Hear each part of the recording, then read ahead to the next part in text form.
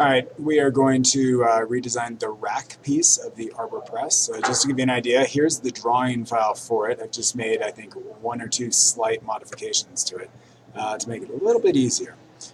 So that's the part we're going to be making. These are the dimensions I'm going to be following, but we'll just walk you through it. Okay, so on SolidWorks, we're going to open a part file, and we're going to create a sketch. And I'm going to go ahead and just design it. Let's go on the right face. You can do whichever plane you want. And I'm going to start with a rectangle. It's going to look something about like that. And we're going to give it a total length of 4 3/8. Now, mine's defaulting to millimeters, so I'm going to make sure that I enter units for everything. So 4.375 is 4 3/8 of an inch.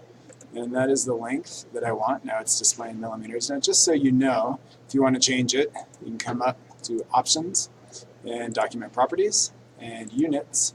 And I can have it default to inches, which I'm going to go ahead and do. You're welcome to do or not. Okay, Smart Dimension. We're going to give this guy a height of 5/8 of an inch, which is 0.625. And it's going to look something like that. And we're going to go ahead and extrude it a ½ inch total. So we'll select Extrude. And it's going to choose the rectangle, and then we're going to change the default, the amount of extrusion. There's our preview, and we'll say OK. And there it is. Okay, now I'm going to go ahead and do 2 of the easier parts of this first, and then we're going to add the teeth to it. So I'm going to put a sketch on this face at this end, and I'm going to put a circle right here. And now I'm going to make sure it's centered. So the distance from the top, the total height was 5/8, so the distance to the top is going to be half of that, which is 5/16. And the total width was half, so the distance to the side is going to be half of that, which is 1/4. All right, now that circle is centered. And I'm going to make sure it has a diameter of 0.25, just like that. And then we're going to extrude that hole to a depth of 5/8, which is, oops, I went to extrude. I want to go to extrude cut. Depth of 5/8, which is 0.625, and that should be the hole I want. Right? Now I want to throw a chamfer on the other side. That's the other easy part to this design. So here's fillet. If I look right under it, we find chamfer.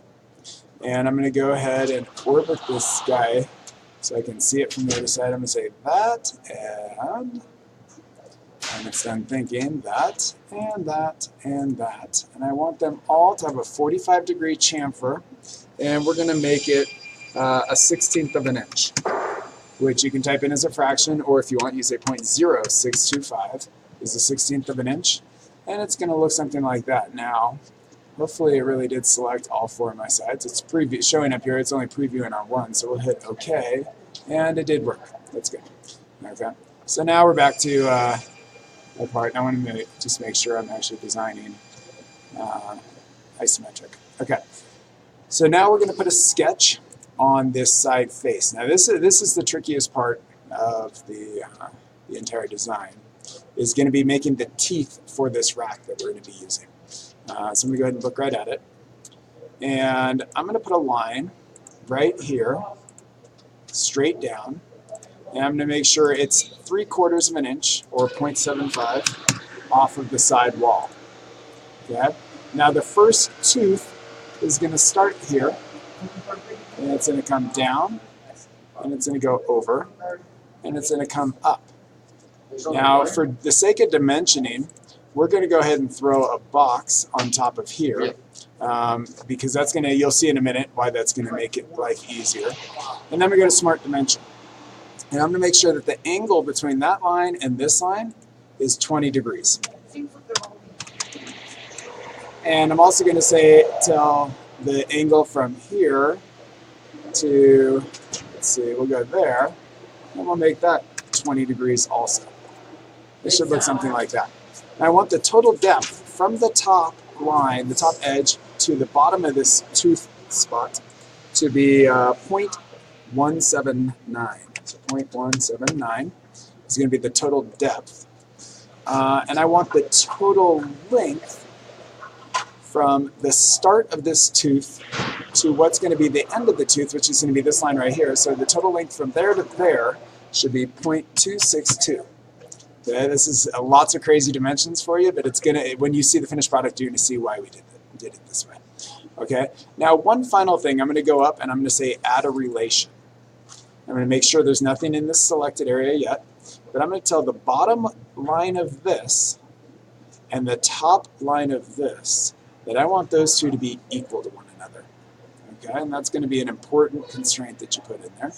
And we'll go ahead and hit OK.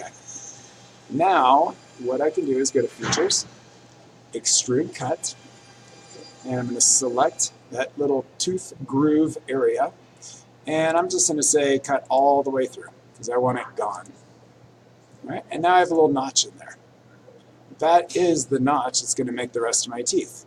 So we're going to go up here to Linear Pattern, and for the feature that we're going to be patterning, it's going to be this notch. And the direction we're going to pattern, we're going to send it across the top with a spacing of 0.262, which is the spacing we used in the design. And you'll see there's where the next notch is going to be. And I want a total of 12 occurrences. So it's going to look just like that, and we'll hit OK. And we now have the rack. That's the design that's going to be compatible for our Arbor Press design. All right? Good luck.